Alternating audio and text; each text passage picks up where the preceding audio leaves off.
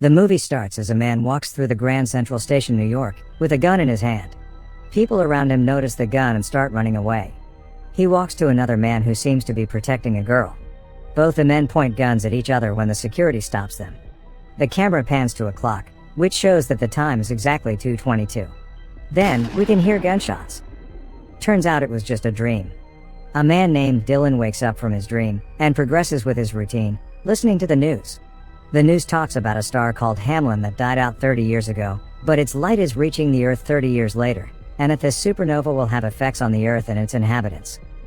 Dylan is then shown on his way to work, riding a bike and heading to the Grand Central Station to take the train. He works as an air traffic controller with serious talent in visualizing patterns. After work, he goes to a club, drinking with his coworkers, and receives a ticket to an aerial ballet as a gift for his upcoming birthday. The following day, at work, he starts to see constellation patterns in front of him. He starts to hallucinate about his recurring dream and cannot communicate with airplanes. He looks at the clock to see it is exactly 2:22. Looking closely, he realizes that the clock has stopped. Dylan comes back to his senses only when his colleagues call him. Dylan notices that the planes are about to crash into each other due to his pause. He quickly reports to the pilots and saves them from crashing by an inch. The passengers inside the planes are relieved.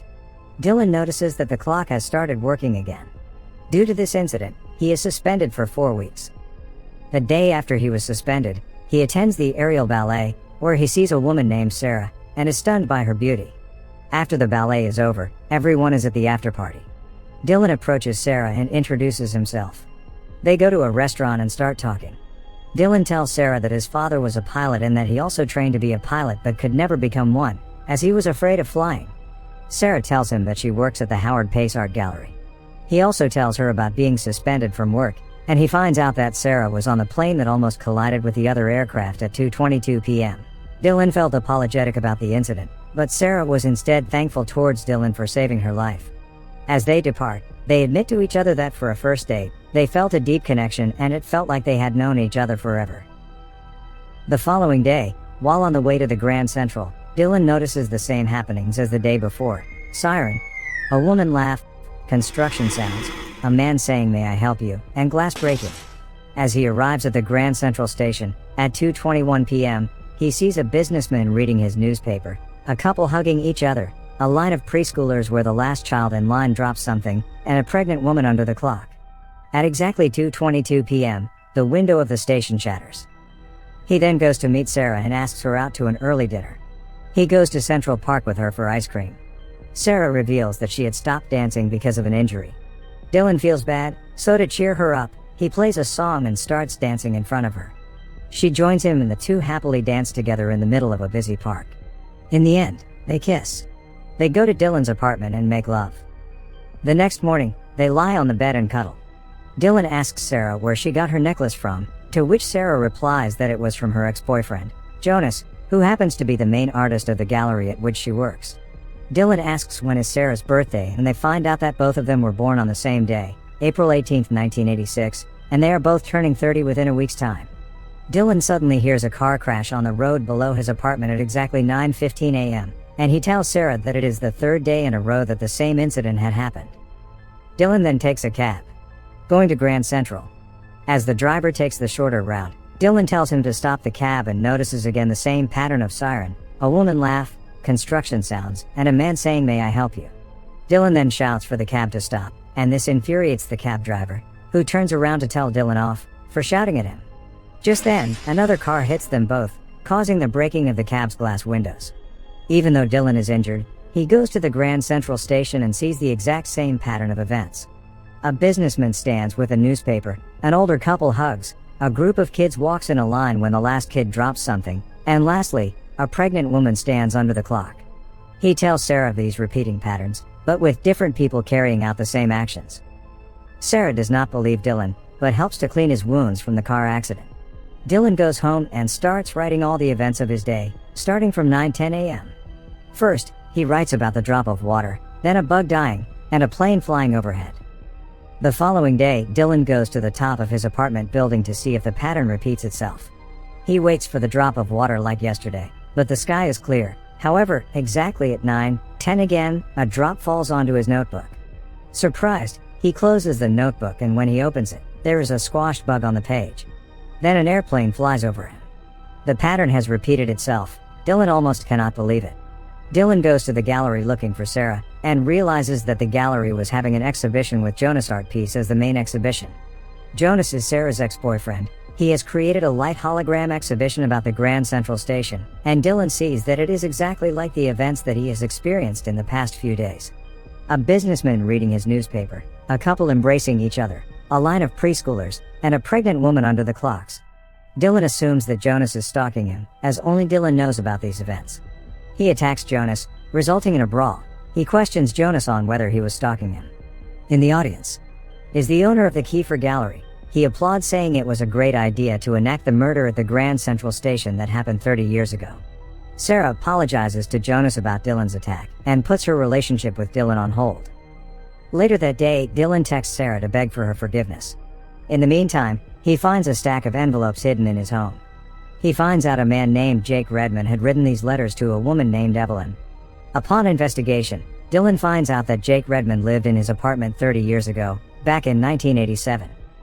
He also finds an article online and finds out about the murder that happened 30 years ago in Grand Central. Jake Redmond was the murderer. He killed his lover, Evelyn, and a police officer in the middle of the Grand Central. Evelyn was even pregnant at that time. The murder occurred exactly at 2:22. Jake killed Evelyn out of jealousy because Evelyn was in love with the police officer, Noah Marks, whom Jake killed that day too. He also finds that Jake, Evelyn, him, and Sarah share the same birthday. In fact, he and Sarah were born on the day Jake and Evelyn died. Dylan connects the dots and figures out that he and Sarah are Jake and Evelyn in another life. Then he finds Evelyn's address in the letters and visits her home. Dylan meets Evelyn's sister, who tells him that Evelyn loved Jake a lot, so she thinks the theory that Jake killed Evelyn because she loved someone else is false. She also informs him that Noah, the police officer, was in love with Evelyn too. When Dylan gets back home, he links the constellation that is taking place after 30 years in their situation. He sees that the 3 stars involved in the constellation are actually Jake, Evelyn, and Noah. Currently, it is Dylan, Sarah, and Jonas. Since the constellation has returned, their fate has returned too. He texts Sarah about what he has been seeing, and asks her to meet him. Sarah is in the gallery looking at Jonas's holograms. She tells Jonas about Dylan's findings, but Jonas dismisses it as Dylan's delusions. Later that day, Dylan is in his apartment when Sarah visits him. She sees him distressed and tries to console him. Dylan tells her that since the following day is their birthday, there is a chance he can kill her, like Jake killed Evelyn. So, he tells her to go away and never meet him again for their own good. After Sarah leaves, Dylan loses control and starts breaking things around his apartment. He then goes to the terrace with the intention of jumping off the building, but he changes his mind. Sarah, on the other hand, goes to Jonas's office and tells him everything that happened. Jonas offers to take her on vacation to get her mind off Dylan. The following morning, Dylan realizes that the water drop, the bug, the plane, and everything that happens in the pattern happened to Jake the day he died. The pattern has been trying to inform Dylan that Sarah is in danger. After figuring this out, Dylan runs to save her. He calls her several times on the way, but she doesn't pick up. So, he goes to Jonas's office. There, he is shocked to see a wall filled with Sarah's pictures and several holograms of her. He realizes that Jonas is obsessed with Sarah. He also finds an empty case of a gun and is now sure that Sarah is in danger. He rushes to the station to find her. Meanwhile, Jonas and Sarah are in the Grand Central Station buying the tickets for their journey. Jonas tells Sarah to wait for him under the clock. History is repeating itself. Jonas returns to her with the tickets. He too realizes that they are living their past. Sarah tells him that she cannot go with him because she is in love with Dylan. Agitated, he asks Sarah to tell him that she loves him, but Sarah refuses just as Dylan arrives at the station. Jonas, thinking that Sarah called him there, gets enraged and makes his way towards Dylan with a gun. Sarah begins to see the same characters that Dylan had described. The businessman, the couple who hugs, the children, and so on. She comes to realize that everything that Dylan said was true. But that also means the pregnant woman under the clock is Sarah herself. Jonas first points his gun towards Dylan, and then he points to Sarah, saying that if he couldn't have her, neither could Dylan. Dylan shields Sarah just in time, but he gets shot at 2:21 p.m. The events from 30 years ago plays out, and at exactly 2:22 p.m., Jonas gets shot by the police who had followed Dylan there. Dylan falls in Sarah's arms and momentarily closes his eyes. He has visions of Jake and Evelyn being affectionate. Luckily, he does not die.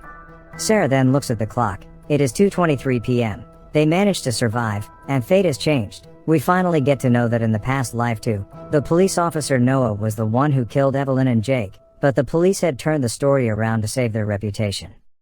The dying star, Hamlin, mentioned at the start of the movie finally disappears, but a new star is immediately reborn. In the ending scene, it is shown that Dylan and Sarah are living happily, with Dylan having finally overcome his fear of flying and is now a pilot, and Sarah smiling affectionately at their baby in the cradle. Subscribe for more videos like this, turn on notifications, and leave a like to help the channel out. Thank you for watching.